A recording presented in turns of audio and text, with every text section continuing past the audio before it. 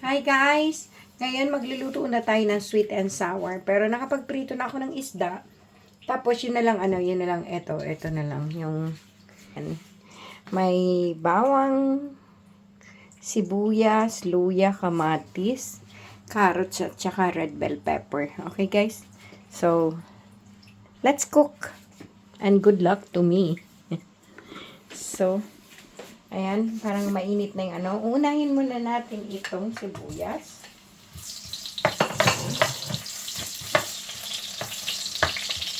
Nagahawal ko bisa din here. Sige na. Sibuyas mo na guys kasi pag inuna mo yung bawang masusunog siya. So, yan, gisa-gisa, halo-halo lang po. Bango. So, mapabukas ko ng exhaust kasi may ba yan? Tayo may volume. Hindi ako naririnig. Wala kasing volume yun. Meron yun. Meron. May volume. So, guys, yan, medyo na yung sibuyas kasi ilalagay na natin si bawang. Okay, guys. Gisa-gisa lang muna. Pero pwede na rin itong luya para maano siya, maluto. Lalong mabango siya. O, diba, guys? Yan. Ito yung sinabi ko sa inyo na nag-request ang aking asawa ng sweet and sour. So, gagawa tayo ng sweet and sour. So, nga pala guys, nag-ready na ako ng yung sa sauce niya. Yan, tubliwan. Kaya, yung sauce niya. Itong sauce na to, nilagyan ko siya na, suka. Tapos, nilagyan ko ng sukal. Tapos, para magkaroon ng kulay guys, nilagyan ko ng konting ketchup para may kulay siya, para hindi boring. Yan guys, nag-aano na siya, yung bawang at saka luya. Ang bango. Tapos yung kamatis, kailangan kasi isang kamatis kasi para lalo gumanda yung niya, kulay niya. Nakita nyo ba guys? Yan. So, gisa-gisa lang. Madali lang tong gawin yung sauce niya. Tapos may pala ako, may hinanda akong cornstarch. Nilagyan natin ng tubig. Wait lang guys.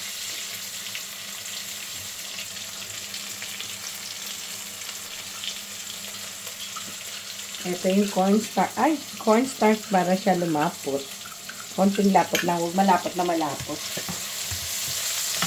Okay lang yung kamatis na ganyan para para maganda-ganda siyang tingnan. Kasi kukulo yan dun sa madudurog. Ayoko naman durugin. Para maganda yung itsura. So, isunod na natin yung carrots. Ginawa nga pala guys ang carrots na may para siyang flower para naman may style. Sa huli na yung red bell pepper. Tapos halo-halo lang. Lakas yung apoy ko.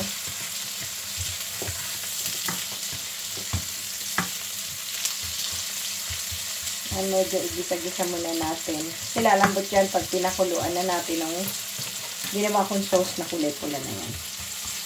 Kaya ako nilagyan ng yung ketchup para magkaroon siya ng buhay kulay. Alam nga naman, sweet and sour na maputla. Okay.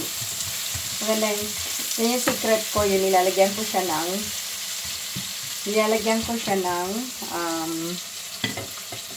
ketchup. Para medyo siya pumula-pula ng kaunti. Yan. Tapos ilalagay na natin to. Nalo ko, pero hindi ito lahat guys kasi masyadong marami. Pero tingnan natin kung pwede pala. Kasi sa ako gusto yung sweet and sour. Tapos lalagyan natin siya ng asin. Yan. At saka paminta. Yes, may paminta. Yan guys. Paminta. Yan. Para mabango. So, kumukulo na yan guys.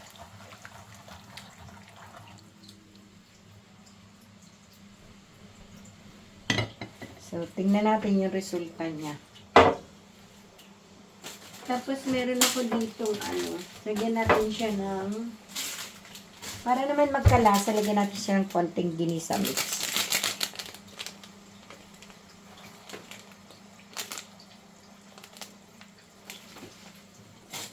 Yan, kumukulo na guys. Bilis. Malakas kasing apoy.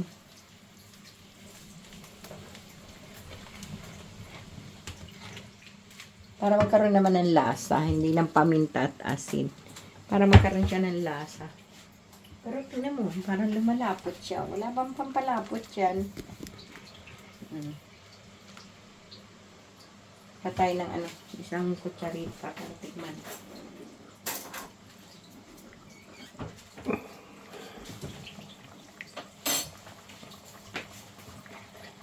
Bakit parang lumalapot siya? Dagdagan natin na ano, tubig kasi parang ano, maasim. Kailangan ano, agaw yung asin at tamis guys. Kumukulo na siya, ang bilis. Bilis lang oh. Ilang to kasi pag naano to lalagyan ng cornstarch, maano siya, tawag dito. Maano siya, lalapot. Yan. So, talagang pinanghalo ko na to. Tikman natin guys. Pero parang lumalapot na siya. Wala pang ang cornstarch. Hindi ko alam bakit.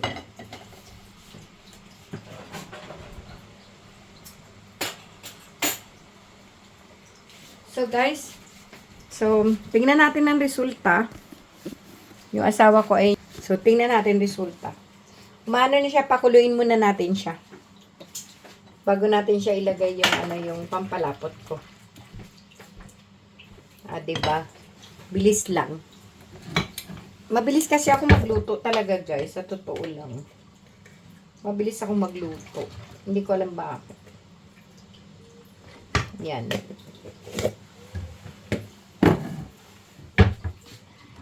Pakukuloyin pa natin kasi yung carrots, di ba, may matigas yan. Kaya, kailangan yan medyo pakulo. Para hindi naman kakain ng hilaw yung isang matigas. Pero carrots kinakain siya kahit na ano.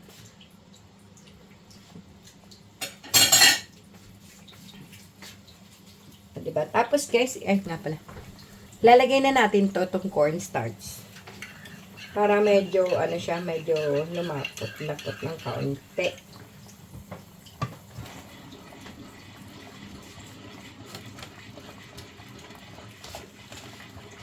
Hindi ako makapagbukas ng exhaust. Yan. Ilagyan ko na siya guys ng cornstarch. Yan, o. Lumapot-lapot na siyang kaunti.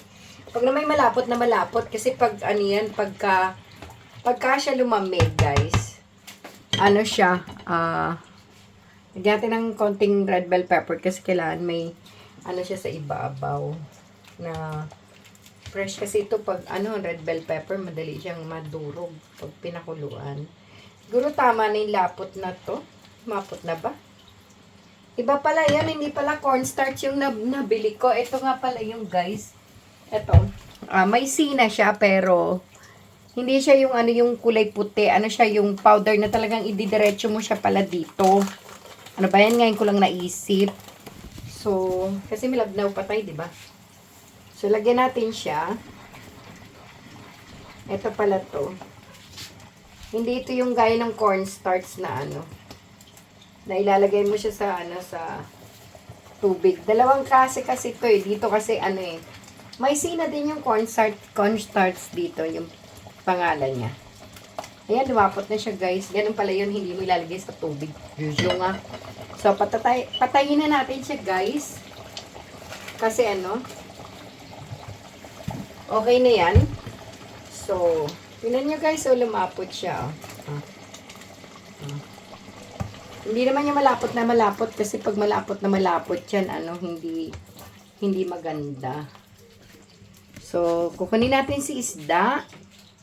Natin siya.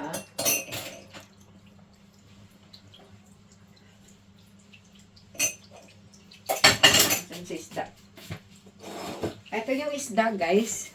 Ito yung isda ko. Ito siya, oh. Yan. Bakit hindi na lang kasi pabaliktad? Nahihirapan. Hindi mo nakakita kung nasan yung ano. Yung cameraman ko medyo ano eh. Yan.